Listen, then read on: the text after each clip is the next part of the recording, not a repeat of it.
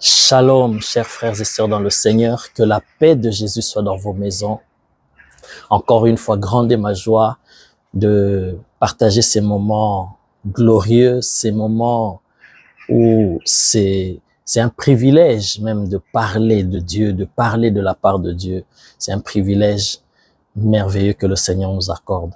Alors que la paix de Jésus soit dans vos maisons, vous qui nous suivez, vous qui prenez plaisir à la parole de Dieu, vous qui prenez plaisir à la présence de Dieu. Vaut mieux une éternité dans la présence de Dieu. Vaut mieux passer du temps dans la présence de Dieu. Il n'y a pas de bonheur ailleurs que dans la présence de Dieu. Alléluia. Alors, je suis dans la joie encore de partager cette pensée que le Seigneur m'a donnée pour nous, pour son peuple. Nous allons lire dans Romains chapitre 8 et le verset 28. Un verset que nous connaissons, que nous aimons souvent, mais qui parfois nous le comprenons mal parce que parfois c'est mal interprété, mal compris de nous-mêmes et ou de certains prédicateurs qui enseignent sur cela. Mais c'est un verset puissant. Et c'est comme ça aussi il y a beaucoup de versets où dans la Bible que nous interprétons mal, notamment ce verset dans Romains 8, chapitre 8, verset 28 que nous allons lire tout à l'heure. Mais je vais prendre comme ça deux versets par exemple dans la Bible que nous lisons, que nous confessons, nous proclamons, nous déclarons, mais souvent, très souvent même, que nous interprétons mal, que nous comprenons mal et nous n'avons pas assez de résultats. Parce que chaque fois que nous prenons la parole de Dieu, nous la proclamons dans la prière, nous faisons des déclarations, il doit y avoir des effets parce que c'est la parole de Dieu. Les cieux et la terre passeront, mais la parole de Dieu ne passera pas. Mais très souvent, nous remarquons que nous confessons la parole de Dieu, nous nous appuyons sur la parole de Dieu, mais parfois nous voyons peu de résultats. C'est parce que nous comprenons mal. Jésus a dit, vous êtes dans l'erreur parce que vous ne comprenez ni les Écritures, ni la puissance de Dieu. Je vais prendre un premier verset. Le verset, par exemple, de Ésaïe, chapitre 54, verset 17, je vais le lire. C'est l'Éternel qui parle. Notez bien. Il dit, parce que quand vous remontez un peu plus haut, vous allez voir que c'est l'Éternel qui parle. Et ce verset 17 de Ésaïe 54, il dit ceci. C'est un verset populaire que nous connaissons, nous déclarons à tout bout de champ, nous confessons, nous les enfants de Dieu. Toute arme forgée contre toi sera sans effet. C'est l'Éternel qui parle. Il dit, toute arme forgée contre toi sera sans effet. Et toute langue qui se lèvera en justice contre toi, tu la condamneras. Ah, c'est un verset que nous aimons. Dans la prière de combat, dans des déclarations, nous déclarons cela. Mais écoute ce que l'Éternel dit. Tel est l'héritage des serviteurs de l'Éternel. Tel est le salut qui leur viendra de moi, dit l'Éternel. Voilà. La conclusion de ce message nous confirme que c'est ainsi dit l'Éternel. C'est l'Éternel qui parle, c'est pas un homme. C'est Dieu qui parle. Mais cette parole, nous l'utilisons, nous la mettons en pratique, nous la proclamons dans des combats, mais nous voyons peu de résultats. Pourquoi? Parce que l'Éternel lui-même, il dit, oui, c'est vrai, toute arme forgée contre toi sera sans effet, oui. Toute langue qui se lèvera en justice contre toi, tu la condamneras, oui. Mais tel est l'héritage des serviteurs de l'Éternel. Donc cette parole n'est pas pour tout le monde. Cette parole n'est pas pour tous les chrétiens, entre guillemets, parce qu'il y a des chrétiens qui ne servent pas Dieu. Comme on entend souvent, je suis croyant non pratiquant. Donc, je crois en Dieu, mais je ne le sers pas, je ne pratique pas. Il y a des chrétiens aussi, ils viennent à l'église, ah non, moi je viens seulement, j'assiste et puis je pars. Ils ne veulent pas servir l'Éternel. Mais cette parole, c'est l'héritage. Dieu dit tel est l'héritage des serviteurs de l'Éternel. Donc, si tu ne sers pas l'Éternel, cette parole n'est pas pour toi. Tu peux beau la proclamer, mais les bénéfices de cette parole, tu ne les vivras pas. Pourquoi? Parce que tu ne sers pas l'Éternel. Vous voyez?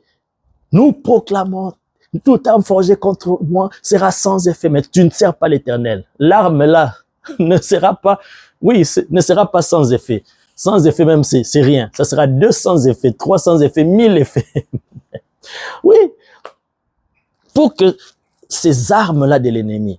Pour que toute langue qui s'élève contre toi soit condamnée, tu dois être serviteur de l'Éternel. Tu dois servir l'Éternel. Tu dois être servant de Dieu.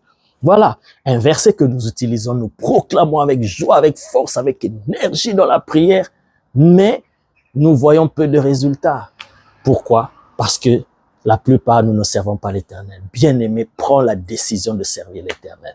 Ça, c'est le premier verset que je voulais donner comme exemple. Deuxième verset, nous allons lire dans Psaume chapitre 50, un verset aussi, que nous aimons, nous confessons souvent. Psaume chapitre 50 et le verset 15. Nous aimons très souvent ce verset. Écoute ce que ce verset dit. Psaume chapitre 50, le verset 15. Et invoque-moi au jour de la détresse, je te délivrerai et tu me glorifieras. Invoque-moi, ça veut dire c'est l'Éternel encore qui parle. Donc ce sont des principes de Dieu. C'est Dieu, c'est pas Moïse qui parle, c'est pas Paul, c'est Dieu lui-même. Et quand Dieu parle, il faut faire attention à tous les détails. Ici, voici ce que dit le verset. Et invoque-moi au jour de la détresse, je te délivrerai, tu me glorifieras. Oh, quand on est dans la détresse, ou même quand le modérateur conduit la prière, bien aimé, la Bible dit, invoque-moi au jour de la détresse, je te délivrerai, tu me glorifieras. Tout le monde commence, Seigneur, voici, je traverse des moments difficiles. C'est toi qui as dit, invoque-moi au jour de la détresse et tu me délivreras et je te glorifierai. Délivre-moi, Seigneur. La Bible ne dit pas, invoque-moi au jour de la détresse. La Bible commence par, et invoque-moi. Ça change tout. Ce petit mot-là, et cette conjonction de coordination, la et, ça montre une liaison. Et invoque-moi, ça veut dire que invoque-moi et la suite là, c'est la conséquence de quelque chose qui doit se passer avant. Ce n'est pas seulement que tu es là, tu invoques le Seigneur au jour de la détresse et après tu vas dire, Seigneur, je m'appuie sur ta parole. Tu as dit invoque-moi. Dieu va dire, non, moi je n'ai pas dit invoque-moi. Moi j'ai dit et invoque-moi. Bien aimé, il suffit juste d'un petit détail. Quand le diable est venu tenter Jésus, qu'est-ce qu'il lui a dit? Il lui a dit, il est écrit. Et il a cité la parole des Écritures. Mais en citant la parole des Écritures, il a juste modifié un petit détail. Et si tu ne fais pas attention, ce petit détail-là peut changer tout. Mais Jésus, comme il connaît la parole, il a dit, il est aussi écrit. Alléluia. Adam et Ève. Ève, comment elle était tombée dans le piège? Le diable lui a dit, le serpent lui a dit, est-ce que Dieu a-t-il réellement dit que vous ne toucherez pas, vous ne mangerez pas aux fruits de l'arbre qui est là? C'était un test pour savoir est-ce que Ève connaît la parole de Dieu? Est-ce que Ève s'appuie sur la parole de Dieu? Et quand le diable a lancé cette ruse-là, il a découvert, mais cette femme ne maîtrise pas la parole de Dieu, ne se tient pas dans la parole de Dieu. Parce que voici ce que Ève a dit. Ève a dit, oui, l'Éternel a dit, cet arbre-là, il a dit, on peut manger de tous les arbres. Mais l'arbre qui est là, au milieu du jardin, on ne peut ni le toucher ni le manger. Or, Dieu n'avait pas interdit de le toucher. Dieu avait dit, vous pouvez le toucher. Mais il a dit seulement, vous ne mangerez pas. Donc, Ève a rajouté ce que Dieu n'avait pas dit. Quand le diable a vu cela, il a dit, lui là, elle ne se tient pas dans la parole de Dieu. Parce que c'est ça le problème du diable. La Bible dit, Jésus a dit, le diable ne se tient pas dans la vérité. Il connaît la vérité, mais le problème du diable, il ne se tient pas dans la vérité. Il ne demeure pas dans la vérité. Il ne vit pas dans la vérité. Il ne marche pas dans la vérité. Nous parlerons de ça prochainement. Alors, je reviens sur ce que je disais. Donc, juste ce petit mot-là, et dans Psaume chapitre 50, verset 15, ça change tout. Dieu dit, et invoque-moi au jour de la détresse. Ça veut dire, il y a quelque chose avant. Alors, si nous remontons au verset 14, voici ce qu'il est dit. Maintenant, le texte, il devient complet. Offre pour sacrifice à Dieu des actions de grâce et accomplis tes vœux envers le Très-Haut. Et la conséquence maintenant, la promesse qui est attachée à l'acte ou aux actes que tu poses au verset 14, c'est ce qui va déclencher le verset 15. Mais non, Pour comprendre ce passage, ça veut dire, si tu es quelqu'un qui offre des actions de grâce, tu présentes des actions de grâce à l'Éternel à tout moment, et que tu accomplis tes vœux, ça, beaucoup des enfants de Dieu, beaucoup d'entre nous, nous faisons des vœux, peut-être juste par ambiance ou en voulant impressionner les gens, on se lance dans des vœux, on prend des enveloppes, mais on n'accomplit pas. Mais maintenant, tu accomplis pas tes vœux. Et tu dis, Seigneur, tu as dit au jour de la détresse que je t'invoque, tu me délivreras. Dieu va dire non. Est-ce que tu offres pour moi des sacrifices, des actions de grâce? Est-ce que tu accomplis tes vœux? Donc, je ne peux pas te délivrer au jour de la détresse. Vous voyez, lorsque nous comprenons mal les Écritures, lorsque nous ne maîtrisons pas les Écritures, nous pouvons tomber dans les erreurs et dans les frustrations. Mais Seigneur, toi tu avais dit, mais je ne vois rien. Beaucoup de choses nous reprochons à Dieu, ce n'est pas le problème de Dieu, c'est nous-mêmes. Alléluia. Alors, nous revenons maintenant sur le passage de Romains chapitre 8, verset 28. Que le Seigneur m'a mis à cœur d'expliquer. Ces deux exemples, j'ai juste montré que parfois nous lisons les versets des Écritures, mais nous comprenons mal et nous tordons le sens des Écritures, et c'est ce qui nous joue de tour. Alors, Romains chapitre 8, verset 28. Que dit ce verset puissant et magnifique? Nous savons du reste que toute chose, ça c'est l'apôtre Paul qui parle, toute chose concourt au bien de ceux qui aiment Dieu, de ceux qui sont appelés selon son dessein. Alléluia. L'apôtre Paul, il dit, toute chose concourt au bien de ceux qui aiment Dieu. C'est un verset que nous connaissons, c'est que nous répétons. Toute chose, Seigneur, tu as dit, toute chose concourt au bien de ceux qui aiment Dieu. Et parfois, là où nous comprenons mal, c'est le verset ne dit pas que toute chose concourt au bien de ce que Dieu aime. Non. Dieu aime tout le monde. Mais toute chose là ne concourt pas au bien de ce que Dieu aime, mais de ceux qui aiment Dieu. Nous savons du reste que toute chose concourt au bien de ceux qui aiment Dieu. Si tu n'aimes pas Dieu, toutes choses ne vont pas concourir à ton bien. Quelqu'un va dire, mais moi j'aime Dieu, oui. Mais c'est encore beaucoup plus profond que ça. À quel moment Dieu fait concourir par sa main puissante toutes choses pour ton bien? Ça veut dire, même si quelque chose était mal, parce que la Bible dit toutes choses, en bien ou en mal. En bien, ça va. Mais quand toute la chose est en mal, une mauvaise situation, une mauvaise circonstance, arrive dans la vie de quelqu'un qui aime Dieu, quelqu'un qui est comme David. Donc, le cœur aime Dieu passionnément. Dieu lui-même, il va faire concourir, il va transformer ce mal-là en bien. Pour ceux qui aiment Dieu, ça veut dire, tu traverses des moments difficiles, tu traverses une situation difficile, mais tu continues toujours à aimer Dieu. Tu continues toujours à servir Dieu. Tu continues toujours à aller dans la maison de Dieu. Tu continues toujours à donner à Dieu. Tu continues toujours à lire la Bible, à chercher Dieu. Tu ne tiens pas compte de tes circonstances défavorables, de tes circonstances, de tes troubles, de tes factures, de tout ce qui te trouble. Mais tu continues à adorer Dieu. Au milieu des situations difficiles, tu adores Dieu. Comme Paul et Silas dans la prison.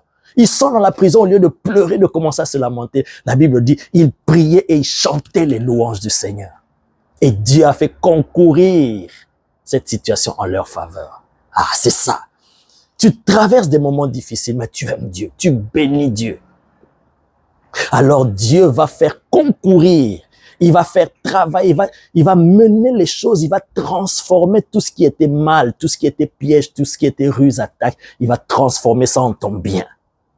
Souvenez-vous de Joseph, ses frères l'ont vendu en pensant lui faire du mal. Mais Joseph, il continuait à aimer Dieu. Il servait Dieu même fidèlement, même dans la maison de Potiphar. Il craignait Dieu, il aimait Dieu.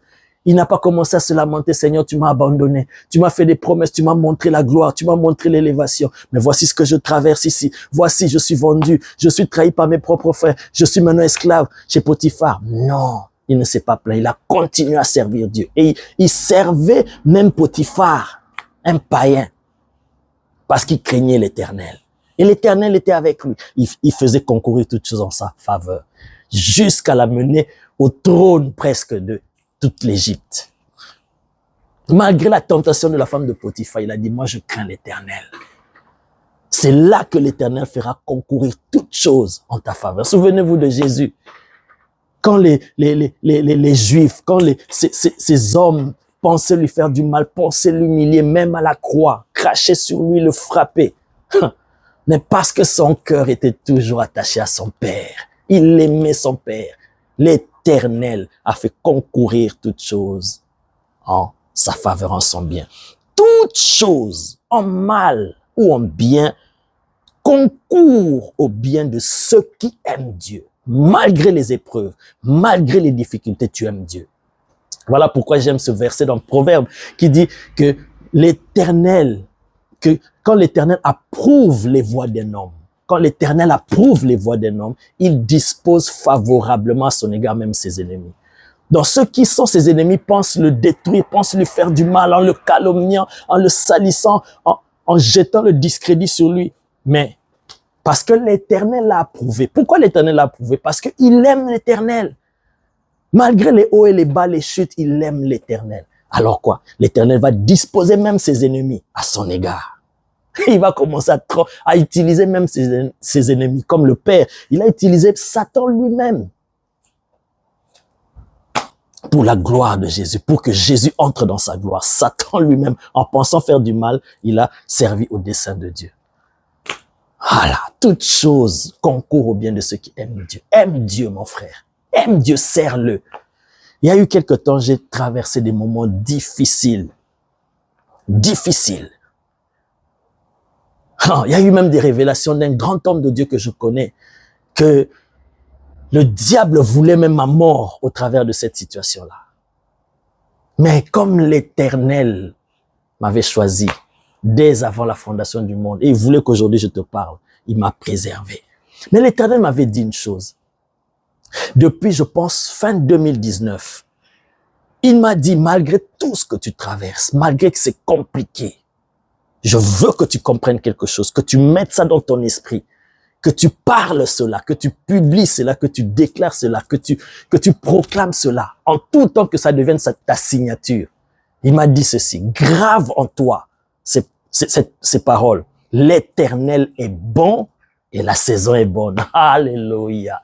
Alors ceux qui me connaissent depuis, je pense, fin 2019, si vous regardez même mes publications, vous remontez depuis 2019, vous allez voir, tous ceux qui me connaissent, tous ceux qui sont dans mon entourage, tous ceux qui me sont proches, ils savent que cet homme, il dit toujours, l'Éternel est bon et la saison est bonne. Pourquoi l'Éternel m'a dit ça? Il m'a dit, malgré tout ce que tu traverses de mal, continue à m'aimer, continue à t'attacher à moi, à proclamer que je suis bon, continue à me servir, continue à être là présent devant moi, à te tenir dans ma présence. Et tu verras comment je vais transformer la saison et la saison ne sera que bonne. Même si la saison devait être mauvaise, mais la saison sera bonne. Et quand j'ai commencé à faire ça jusqu'à aujourd'hui, et j'ai vu de mes propres yeux comment l'Éternel transforme toutes choses pour mon bien. Alléluia. L'Éternel est bon et la saison est bonne. Alors bien-aimé, toi qui me suis en ce moment, tu traverses des moments difficiles. Peu importe ce que tu traverses, aime Dieu. Tu aimeras le premier, le plus grand des commandements. Tu aimeras l'Éternel, ton Dieu, de tout ton cœur, de toute ton âme, de toute ta force, de tout ton être. Ne fais pas comme les autres. Ah, moi je vois rien, je traverse des moments difficiles. Dieu ne me voit pas, Dieu ne m'a pas localisé. Alors moi je vais retourner dans le monde. Alors moi je vais faire ceci. Hey.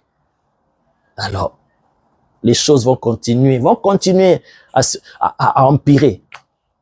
Mais, si tu aimes l'Éternel, si ton cœur reste attaché à Dieu, tu continues à le servir. Je vous ai dit que lorsque j'ai passé ces temps difficiles, je servais Dieu. Tu ne peux même pas imaginer ce que je traverse. J'ai continué à servir Dieu. J'ai étudié la Bible. Je cherchais Dieu passionnément. Jusqu'aujourd'hui, cette flamme-là brûle toujours en moi. Et je sais que peu importe, comme Paul il a dit, voici comment il commence. Il dit, nous savons. Parce que ça, c'est notre dimension de foi. Parce que ça, c'est même pas que nous croyons. Ça, c'est nous savons. C'est une certitude absolue. C'est une évidence. C'est indiscutable. Que toute chose concourt au bien de ceux qui aiment Dieu. La main de l'Éternel va transformer toutes choses. Père, merci pour toute personne que tu as appelée, tu as tiré par ton esprit à tomber sur cette vidéo. Ce n'est pas par hasard. C'est parce que tu voulais lui parler. Quelle que soit la situation que la personne traverse. Père, au nom de Jésus, que ta main intervienne. Quiconque s'attache à toi, quiconque invoque ton nom, quiconque te sert, mais qui traverse des moments difficiles comme tu l'as fait pour moi, fais concourir toutes choses en sa faveur. Dispose même ses ennemis à leur égard.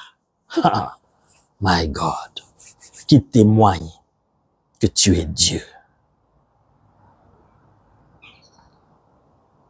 Essuie les larmes de ceux qui pleurent. Fortifie les mains de ceux qui sont fatigués. Ceux qui sont à bout, redonne l'espoir. Fais des miracles. Opère des délivrances. Une situation de maladie grave. Guéris, Père, dans le nom de Jésus. Quiconque, malgré sa maladie, malgré des problèmes, des difficultés, des combats, des obstacles, des situations difficiles, continue à s'attacher à toi et à te servir. Père, un miracle s'opère dans les 3 jours qui arrivent, dans le nom puissant de Jésus. Merci parce que tu le fais pour la gloire de ton nom. Merci Père de m'avoir exaucé. Tu es fidèle et tu es Dieu. Amen. Sois béni. Ah, une pluie de bénédiction, de faveur, d'abondance divine en toi. Au nom puissant de Jésus. N'oubliez pas, tu as été béni. Partage. Envoie ce lien à d'autres personnes. Si tu n'es pas encore abonné, abonne-toi à notre chaîne parce que il y a des grandes et des belles choses qui arrivent. Des temps merveilleux que nous allons passer dans la présence de Dieu. Soyez bénis au nom de Jésus. Amen.